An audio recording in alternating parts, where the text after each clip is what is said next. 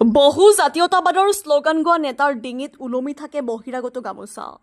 এই মন্তব্য পংকজ শৰ্মাৰ।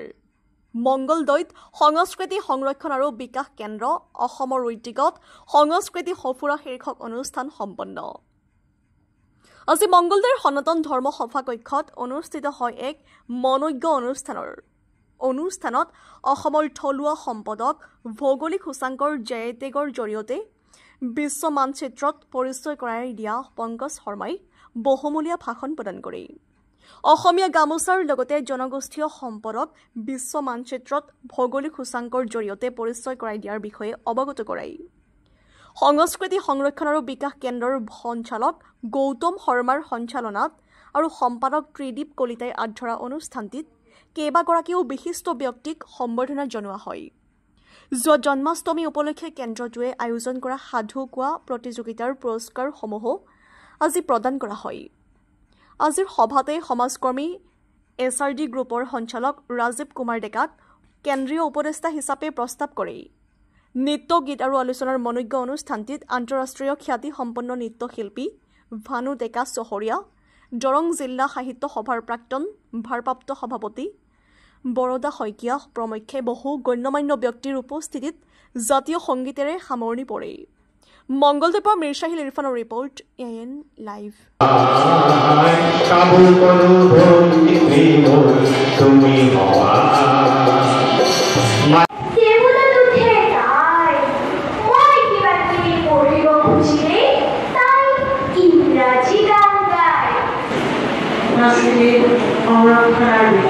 বিকাশ কেন্দ্ৰৰ এই অনুষ্ঠানটি খুব সুন্দৰভাৱে চলি যাব বুলি আশা কৰিছোঁ। সংস্কৃতি সংৰক্ষণ আৰু বিকাশ কেন্দ্ৰ অসমৰ উদ্যোগত আৰু দৰং জিলা সমিতিৰ সহযোগত আজি আমি সংস্কৃতি সফুৰা শীৰ্ষক এলানি বিশেষ কাৰ্যসূচী আজি আমি অনুষ্ঠিত কৰিছোঁ। আমাৰ বিগত 3 বছৰৰ পৰা যোৱা 2022 বৰ্ষৰ জানুৱাৰী মাহত আমাৰ দৰং জিলাতে প্ৰতিষ্ঠা লাভ কৰিছিল এই সংস্কৃতি সংৰক্ষণ আৰু বিকাশ কেন্দ্ৰ অসম। আমাৰ অসমৰ কলা সংস্কৃতি সাহিত্য ইতিহাস আদিৰ প্ৰসাৰ আৰু সংৰক্ষণ সংবৰ্ধন তাক কেন্দ্ৰ কৰি গঢ়ি উঠা এই অনুষ্ঠান। আমাৰ লক্ষ্য হ'ল আমাৰ অসমৰ চুকে কোণে গাঁৱে ভূঞে যিসকল সংস্কৃতি তথা সাহিত্যৰ ক্ষেত্ৰত যিসকল প্ৰতিভাধৰ আছে এই সকলো প্ৰতিভাধৰক লগত লৈ আমি এক বৃহৎ মঞ্চ আমি প্ৰতিষ্ঠা কৰিব বিচাৰিছোঁ আৰু এই ক্ষেত্ৰত আমি অসমবাসী ৰাইজ তথা দৰংবাসী ৰাইজৰ সহায় সহযোগ যথেষ্ট পৰিমাণে পাইছোঁ। মঙলদৈলৈ আহি পেলাই অত্যন্ত ভাল লাগিছে, কাৰণ মঙলদৈৰ যিটো সংস্কৃতি, দৰঙৰ সংস্কৃতি এটা বিশেষ